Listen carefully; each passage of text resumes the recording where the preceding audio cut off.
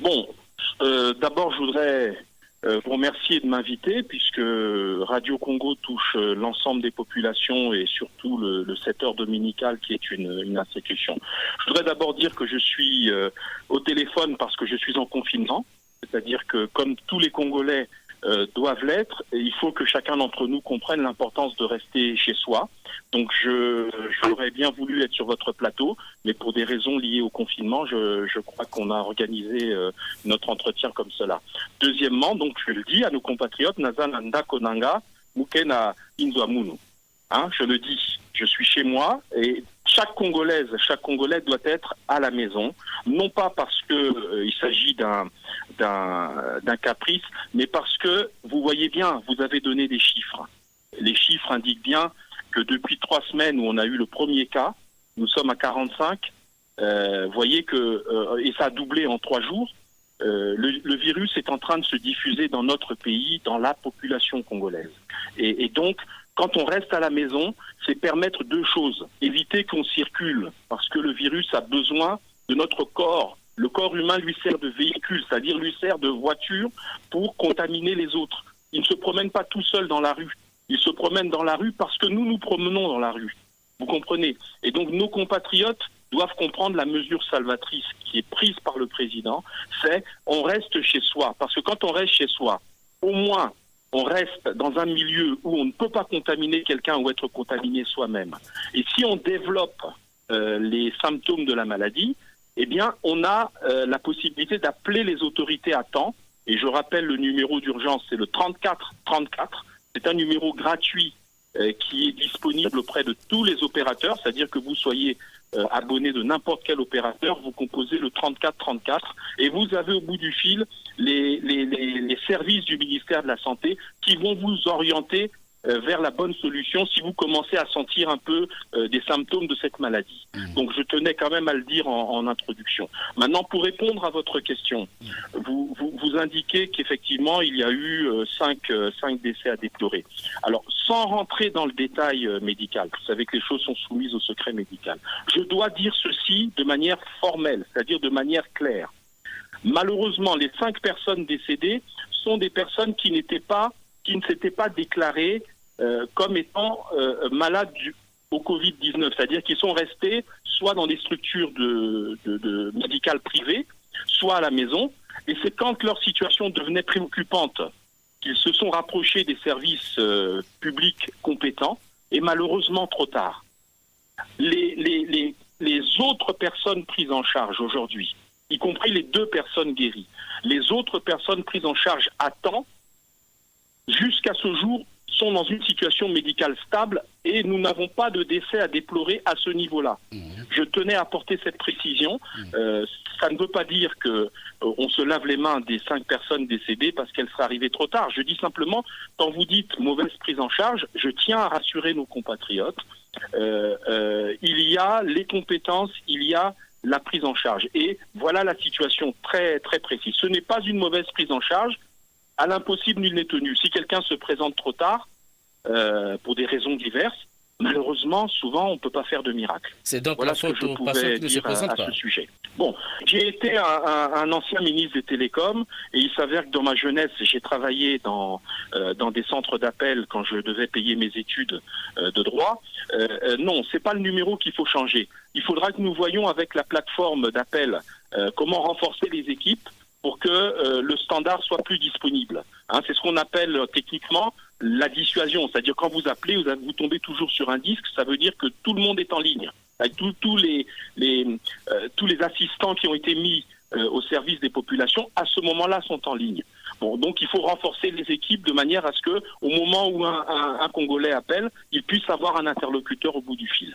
Bon, l'état d'urgence sanitaire, c'est un mécanisme juridique et politique, administratif, qui permet à l'exécutif, à l'État, de prendre des mesures exceptionnelles compte tenu du caractère exceptionnel de la crise, parce que la crise est grave, c'est une crise grave. Et donc l'état d'urgence, et on le qualifie de sanitaire, parce que ce n'est pas lié à un conflit ou à une guerre, c'est lié à un problème sanitaire. Voilà pourquoi le président l'a appelé, quand il l'a décrété, état d'urgence sanitaire. Donc ça, c'est le cadre juridique qui permet de prendre à l'intérieur des mesures exceptionnelles. Parce que la guerre contre le coronavirus, contre le Covid-19, est une guerre qui nécessite malheureusement de réduire nos libertés. Parce que quand on nous demande de rester à la maison, habituellement, vous et moi, on serait libre ce dimanche d'aller où on veut.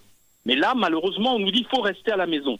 Ça veut donc dire que nous réduisons les libertés, non pas pour faire du mal, mais pour empêcher que le virus soit diffusé. Donc, à l'intérieur de cet état d'urgence, le président a parlé du confinement total de la population. Je l'ai dit tout à l'heure, on reste chez soi, on ne sort que pour les besoins essentiels qui ont été rappelés dans un décret du Premier ministre qui a été pris et qui indique les conditions dans lesquelles on peut sortir de chez soi. Et la deuxième mesure, c'est le couvre-feu. Alors, de vous à moi, parce que je suis là avec vos auditeurs, parlons sans langue de bois. Aujourd'hui, au moment où nous parlons, et comme ça se passe malheureusement dans la plupart des pays, y compris les plus avancés, la population peine au départ à comprendre effectivement l'importance de rester à la maison. Et on est en train de régler les choses. Je pense que d'ici la semaine prochaine, je crois que les gens resteront plus souvent chez eux, plus longtemps chez eux, et en tout cas se confineront. Par contre, les gens comprennent bien le couvre-feu. Vous voyez, quand il arrive 20h jusqu'à 5h du matin, les villes, et je pense à l'intérieur du pays également, toutes les rues se vident parce que, historiquement, vous et moi nous le savons, nos compatriotes qui nous écoutent le savent, le couvre-feu, c'est quelque chose qui, dans notre histoire et culture politique, c'est dans nos mœurs. C'est dans nos mœurs, on sait ce que c'est, donc les gens comprennent, ils respectent le couvre-feu. Par contre, le confinement, nous avons un peu de mal, tous ensemble, à l'appliquer. Je rappelle son importance.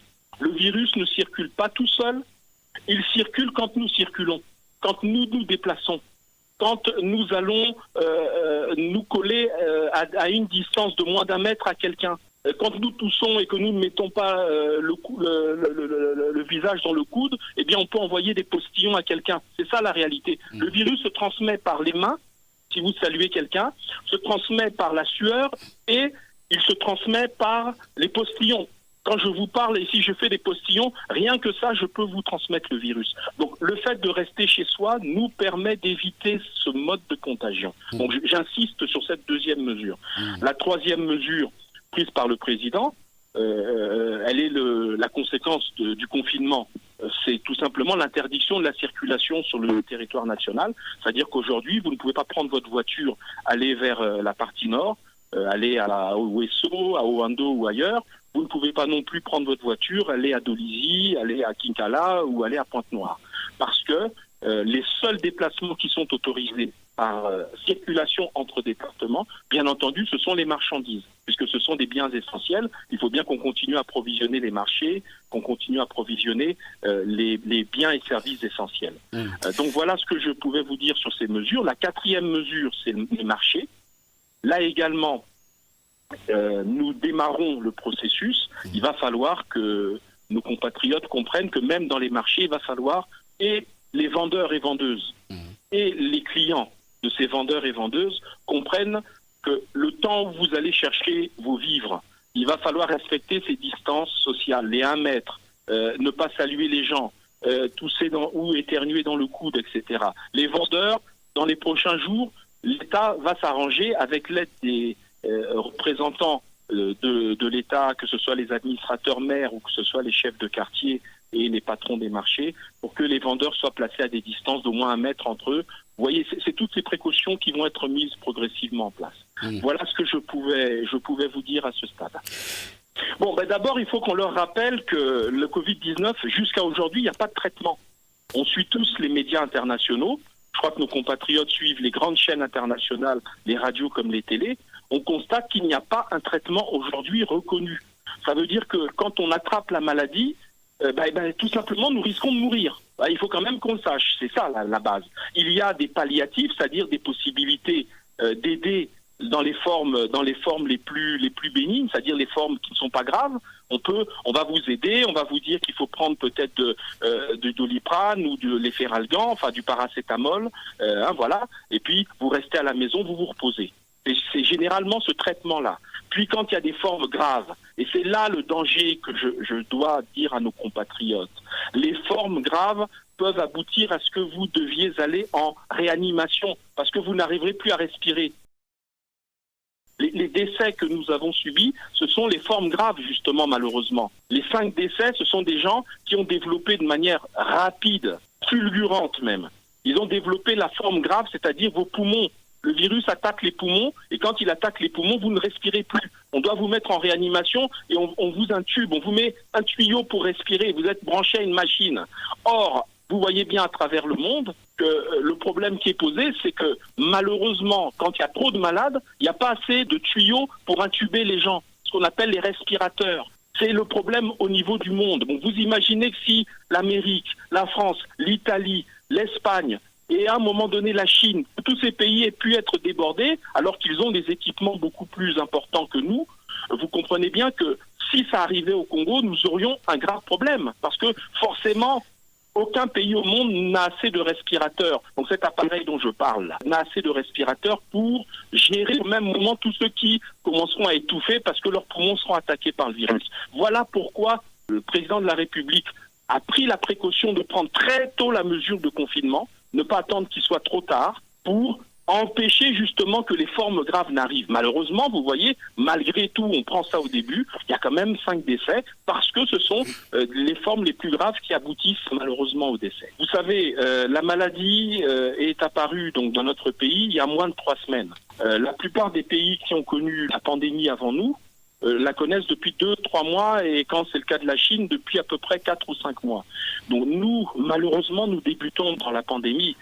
Ça ne fait que 3 semaines. Et donc c'est tous les jours que le gouvernement ajuste, adapte. Vous voyez, c'est comme un bébé. Pour marcher, il se lève, il tombe, il se relève, il fait quelques pas et au fur et à mesure, il apprendra à marcher. Eh bien, face à une pandémie aussi sournoise qui tous les jours montre des effets qui ne sont pas bien, eh bien, un gouvernement doit s'adapter. Déjà, il faut penser que le président a mis en place les organes de gestion de la crise. Il y a une coordination nationale qu'il préside lui-même, donc qui en fait, si on prenait l'image guerrière, entre guillemets, c'est-à-dire c'est une guerre contre le virus, eh bien, c'est l'état-major. La coordination, c'est l'état-major qui fixe la stratégie. Il y a un organe opérationnel, c'est le comité de riposte qui est coordonné par Madame le ministre de la Santé, Jacqueline Lydia Mikolo. Ça, c'est l'organe qui nous permet d'avoir les informations au jour le jour. Par exemple, c'est cet organe qui nous donne le bilan des contaminations et malheureusement des décès. Tous les jours maintenant, vous constatez qu'il y a un porte-parole de cet organe qui s'exprime. Il y a à côté de cela une task force. La task force, dont j'ai l'honneur de faire partie, c'est l'organe qui va préparer les mesures d'accompagnement. Parce que je sais qu'au fond, le problème que vous évoquez de manière voilée et que les Congolais disent quand ils disent « nous ne sommes pas rassurés », c'est parce que nous devons préparer ensemble les mesures d'accompagnement. Parce qu'il est évident que quand on dit aux gens de rester chez soi, entre ceux qui malheureusement doivent lutter pour chaque jour trouver de quoi manger, entre ceux qu'on oblige par le confinement à rester à la maison, donc à ne plus travailler parce qu'ils ne font pas partie des services essentiels, les entreprises qui sont fermées parce qu'elles ne sont pas des vendeurs ou des producteurs de biens essentiels. Tout ça, c'est des manques à gagner. Et donc la task force réfléchit, nous étions même encore en réunion hier dimanche, réfléchit aux mesures que nous allons proposer à la sagesse de la coordination nationale dont j'ai parlé. On reviendra dessus si vous le voulez tout à l'heure. Le 4e organe qui est très important, et ça aussi on a reproché au gouvernement de ne pas l'avoir mis en place, c'est comme la maladie est compliquée. C'est une maladie compliquée. Vous voyez, on n'a pas de traitement, ça évolue tous les jours, le virus peut-être est en train de changer de nature. On a mis en place un comité de scientifiques à la tête duquel le président de la République et le Premier ministre ont choisi le professeur Fidel Yala, qui est quand même un microbiologiste, donc quelqu'un d'un niveau international, de compétences reconnues, très grande expérience. Il est secondé dans ce comité par l'ancien ministre Antoine Abena, qui est pharmacologue, donc ce sont des sommités, et quand vous voyez la composition du collège de ce comité scientifique, vous apercevez que nous avons comme conseil scientifique maintenant, le gouvernement a les plus grandes sommités médicales, les plus grands médecins et professeurs de médecine du Congo. Donc, voilà les organes de gestion du combat tels que le président les a voulus. Bon, c'est partout dans le monde. Vous voyez bien que le débat, il n'est pas qu'au Congo, il est même plutôt ailleurs qu'au Congo aujourd'hui. Il y a ceux qui parlent de ce qui est fait aujourd'hui par la grande majorité, par exemple en France, des médecins, des hôpitaux. Et puis vous voyez bien le débat avec le docteur Raoult en France, qui lui propose un traitement à base de chloroquine. Et qui, semble-t-il, d'après ses chiffres à lui et d'après ses études, semblerait donner des résultats. Donc, nous sommes au début de cette pandémie. Vous vous rappelez, il y a 30 ans, quand on parlait du VIH-Sida, quand il démarrait, ça partait aussi pareil dans tous les sens. Et au fur et à mesure, les choses se sont faites. J'espère qu'on trouvera des solutions plus rapidement pour le Covid-19 que l'on a trouvé pour le sida, avant qu'on trouve les solutions dites de trithérapie et autres, a malheureusement tué des millions de personnes. Donc j'espère que nous espérons que dans le cas du Covid-19, on trouvera plus facilement des solutions. Mais une chose est à éviter. Je crois que nos compatriotes doivent éviter l'automédication. C'est-à-dire, vous ne devez pas vous dire, quelqu'un m'a dit qu'il faut que je prenne tel médicament, donc je prends, ça va soit me faire partir les symptômes, si j'en ai déjà, soit m'empêcher d'avoir le Covid-19. Ça, c'est dangereux. Il ne faut jamais faire comme ça, quelle que soit la maladie.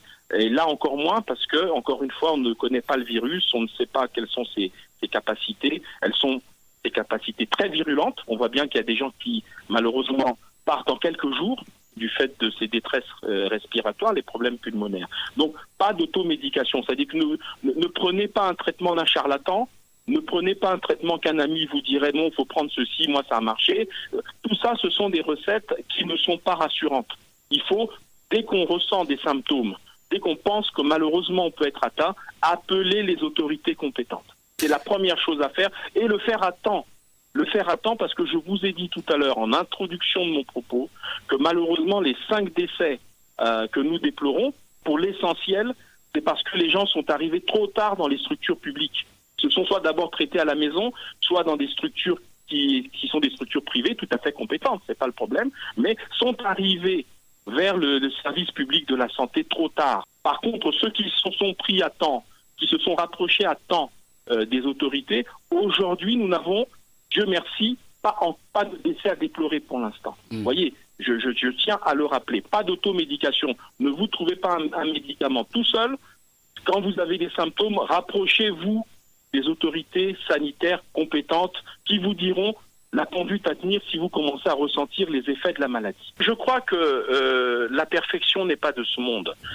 Moi, je suis à la fois les réseaux sociaux, je suis les médias classiques, vous-même, Radio Congo, Télé Congo, et puis les chaînes privées, télé comme radio.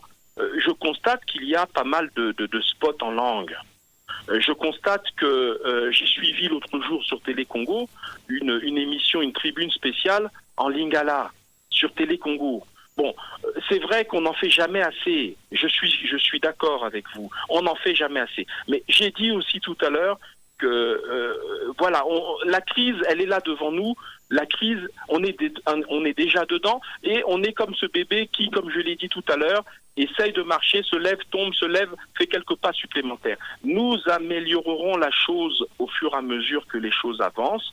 S'il y a cette insuffisance qui est vécue par les gens, on va améliorer. Déjà, il y a un mot d'ordre qui a été donné. De ma part, en tant que patron des médias, je considère que les politiques qui viennent parler du Covid, y compris moi d'ailleurs, techniquement, je ne parle pas de la politique du gouvernement, je parle de parler de la maladie, la pandémie elle-même.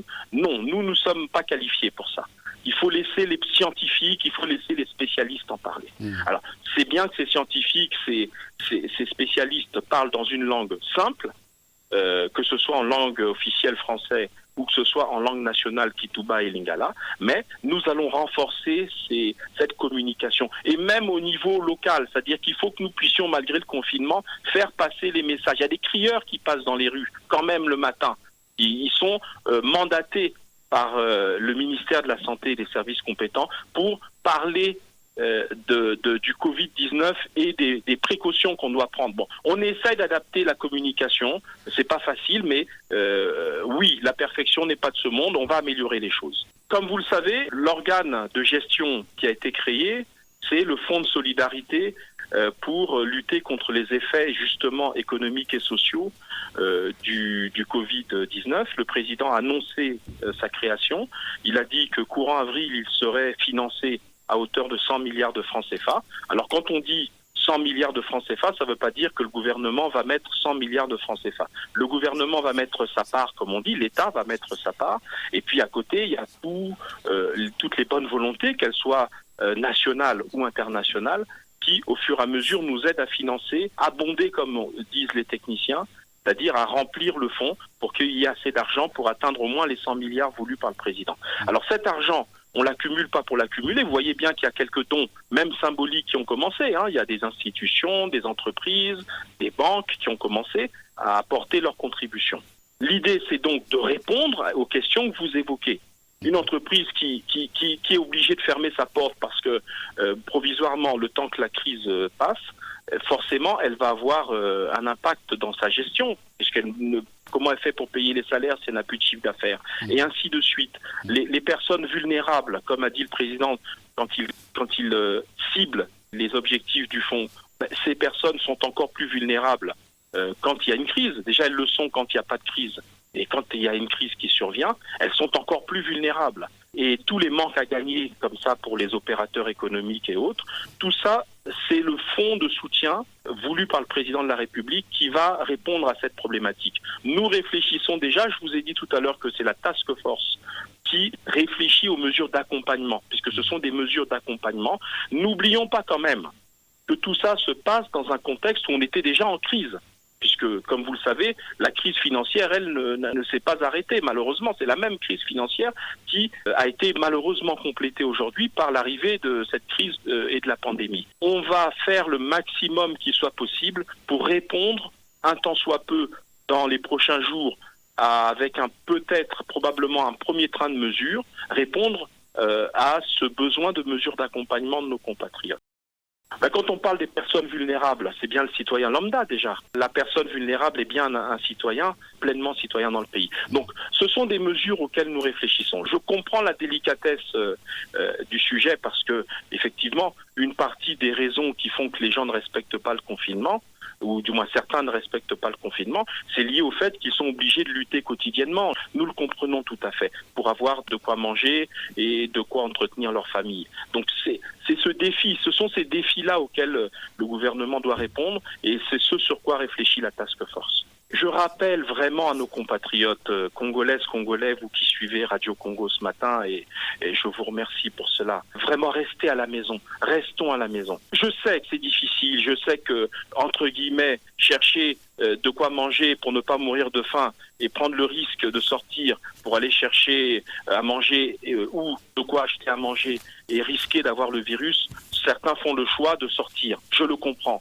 Mais je vous demande, le gouvernement, le président de la République, tous, nous vous demandons de comprendre que si la maladie continue à se développer, nous allons être débordés. Si nous sommes débordés, ça veut dire que nous risquons de subir des milliers de morts dans notre pays. C'est ça le danger. Et donc, la première mesure que nous prenons, vous voyez, si je prends une image, monsieur le journaliste, quand votre maison brûle, la première chose que vous faites, vous évacuez la famille. C'est pas ça ? C'est après que vous essayez d'éteindre l'incendie, mais une fois que la famille est sortie, vous essayez de prendre des seaux d'eau pour éteindre l'incendie, et ensuite vous voyez quels sont vos meubles qui ont pu être sauvés de l'incendie. Eh bien, nous en sommes avec le confinement, au moment où on dit aux gens la maison brûle, on sort d'abord les gens, on les met à l'abri. Et les mettre à l'abri, vous mettre à l'abri, Congolaises, Congolais, c'est rester chez vous. C'est-à-dire éviter que le virus qui utilise notre corps comme un véhicule pour passer comme ça d'un individu à l'autre, que le virus ne trouve plus cette chaîne de transmission. Une fois qu'il ne la trouvera plus, ça nous facilitera la tâche parce que quand les gens seront chez eux, qu'ils vont s'apercevoir que malheureusement ils développent des symptômes, il faudra qu'ils appellent les autorités et les autorités les traiteront à temps. Je l'ai bien dit tout à l'heure, il faut prévenir à temps si nous avons des symptômes et plus nous prévenons à temps, et plus nous avons de chances, parce qu'il faut aussi le rappeler, quand même, quand on voit ce qui se passe à l'échelle internationale, 80%, 90% des gens guérissent. Malheureusement, ça suppose d'être pris à temps. Si nous continuons à sortir dans les rues, si nous continuons à ne pas prendre les précautions et les mesures barrières, si malheureusement le confinement et tout ce qui va avec n'est pas respecté, nous craignons que le virus se répande et devienne incontrôlable dans notre pays. Donc j'en appelle, comme le président l'a dit, à la discipline de tous et de chacun.